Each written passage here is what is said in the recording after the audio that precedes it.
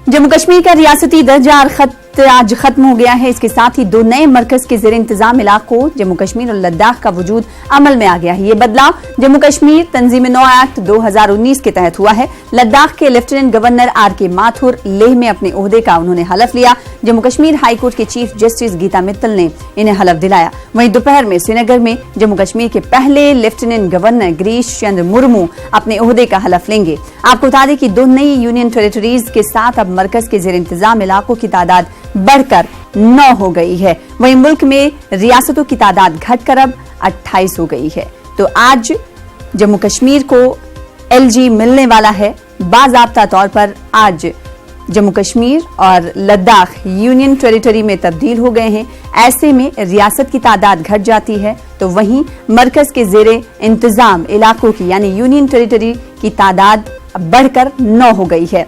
तो रियासतों की तादाद में कमी हो रही है क्योंकि यूनियन टेरिटरी दो जो रियासतें एक रियासत थी दो यूनियन टेरिटरी में तब्दील हो गई है और आज एलजी भी मिल रहा है दोनों यूनियन टेरिटरीज को।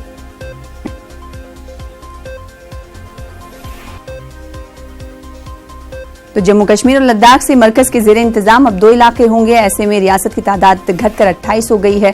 वहीं वादी कश्मीर में हालात क्या कुछ हैं वो जानने की कोशिश करेंगे, लेकिन सबसे पहले आज 31 अक्टूबर है और 31 अक्टूबर से अब यूनियन टेरिटरी दोनों इलाके बन गई हैं। हमारे साथ हमारे नुमाइंदे सनम तसद्दुक जुड़ रहे हैं। सनम तसद्दुक, अगर बात लद्दाख के एलजी की करें तो उन्होंने हलफ ले लिया है और अगर बात एलजी की करें जो मुंतखब होने वाले हैं, कहा जा रहा है कि 1 बजे प्रोग्राम का इनेकाद किया जाएगा जब हलफ बर्दारी तकरीब मुनक्किद की जाएगी। इस हवाले से क्या कुछ तैयारियां हो रही हैं आज के जम्मू कश्मीर के एलजी के लिए?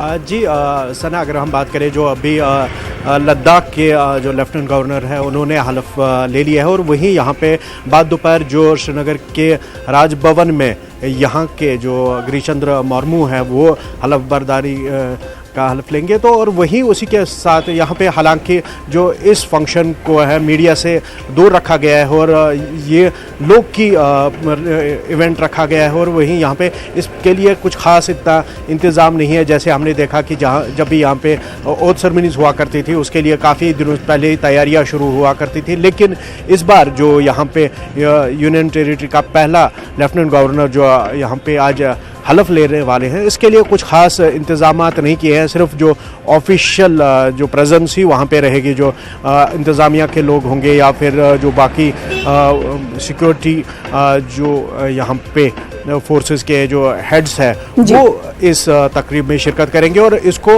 मीडिया से दूर रखा गया है इस फंक्शन को। जी वहीं अगर हालात की बात करें तो क्या कुछ हालात आज से बने हुए हैं, क्योंकि आर्टिकल 370 की मनसूखी के बाद 2 महीने से ज्यादा का अरसा हो रहा है और ऐसे में आज वो दिन है कि आज आखिरी दिन है रियासत का और अब यूनियन टेरिटरी लद्दाख और जम्मू कश्मीर बन जाएगी। आज के क्या कुछ हालात हैं, क्या कुछ आप देख पा रहे हैं?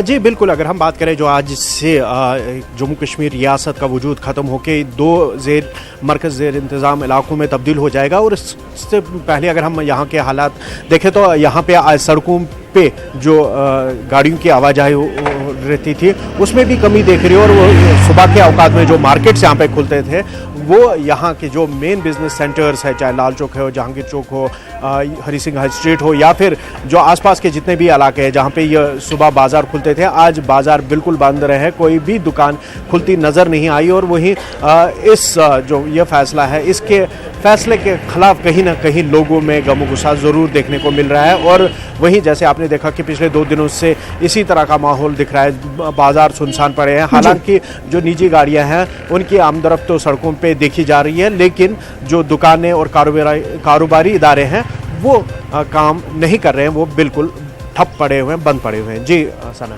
जो तो ये सूरत हाल है जिन की तफसीलात बता रहे हैं हमारे नुमाइंदे सनम तसद्दुक। वहीं आज का दिन काफी अहम है क्योंकि 31 अक्टूबर को ही मरकज की जानिब से कहा गया था कि ये दोनों इलाकों का जो रियासत का वजूद है वो खत्म हो जाएगा और दोनों जो इलाके हैं वो यूटी में तब्दील हो जाएंगे। तो आज 31 अक्टूबर है, ऐसे में लोगों का भी रद्द-ए-अमल के हवाले से सनम तसद्दुक बता रहे थे। बेहद शुक्रिया सनम तसद्दुक हमारे साथ जुड़ने के लिए, तफसीलात बताने के लिए।